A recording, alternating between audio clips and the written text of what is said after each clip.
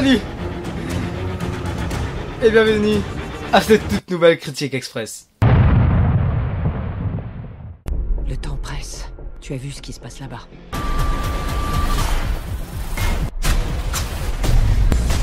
Remonte! Accroche-toi! On a passé 3 ans derrière des murs à essayer de s'évader. Et maintenant, il faut y retourner. Je monte devant.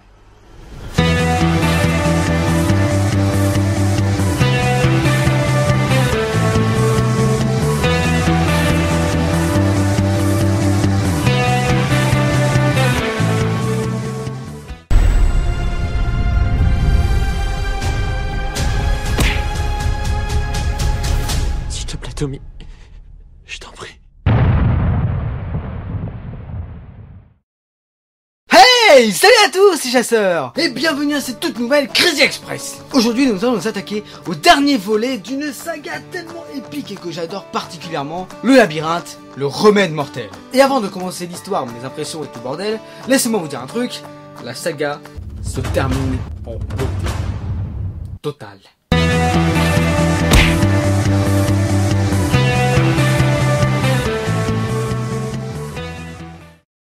Alors, l'histoire est la suivante. Ouais, c'est le retour de Père Fouras. Donc, à la fin du deuxième, Minos s'est fait capturer par le Wicked, car tout simplement, Teresa les avait un peu trahis dans le milieu. Et donc, Thomas et ses amis, les autres blocards, vont essayer de le retrouver. Sauf que Minos se trouve dans une cité dangereuse, contrôlée par le Wicked. Alors je vous rappelle un peu ce que c'est le Wicked. Le Wicked, c'est un peu la grosse société qui veut buter tout le monde, mais en même temps qui veut sauver. Enfin, il veut sauver la population, mais il y a eu tellement de trahisons, de complications, etc. que personne n'arrive à y croire en fait. Et donc la question que se pose Thomas, y a-t-il vraiment un remède pour ça? Mais y a pas de remède! C'est là est la question. Et donc Thomas devra sauver son ami et les autres personnes qui ont été pris par le Wicked pour voir si les remèdes, les différents ingrédients pour le remède marchent. T'es choqué, hein, Fouleux? Ah, Fouleux, t'es choqué. Hein? T'as envie de le voir, hein? Ah oui. Eh ben, je te conseille, parce que là, maintenant, c'est mes petites impressions. Ah, et tu verras, c'est pas de la merde.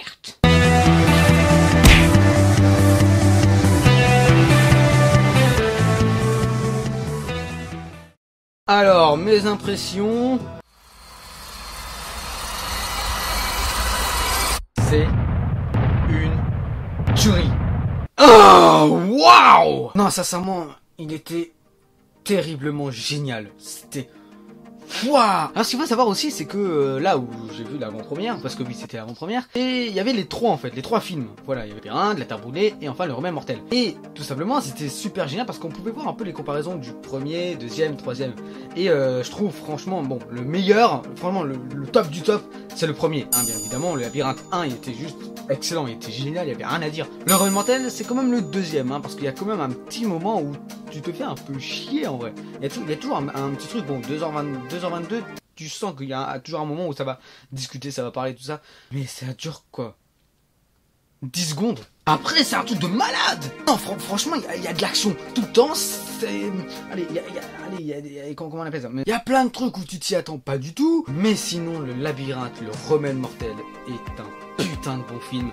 Et je vous conseille énormément à aller le voir. Et tous ceux qui n'ont pas vu la saga labyrinthe, pour moi, personnellement, après Harry Potter et Seigneur des Anneaux, hein, bien évidemment, c'est ma saga préférée. C'est... Wow! Et la tension qu'il y a aussi, il y a toujours une petite tension comme ça qui te met mal. C'est putain. Il y a même des personnages, t'es tellement...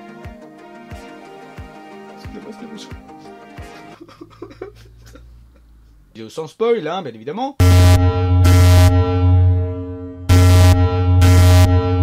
Je vais sortir une phrase de vieux. Il y a quand même beaucoup de différences entre le livre et le film. Totalement.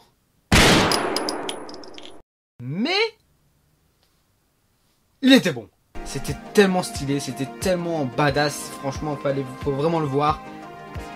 Voilà, tout simplement, faut aller le voir. Voilà, en tout cas, j'espère que cette Critique Express t'a plu. Si t'as vraiment surkiffé, tu peux t'abonner. Si t'as aimé, tu peux mettre un tout petit j'aime de soutien, ça me ferait extrêmement plaisir. Et si t'as vraiment surkiffé, comme ça, totalement, bah, tu peux partager à tes amis, à tes grands-parents, à tes parents. Bouge pas! Ouais, bon, ah!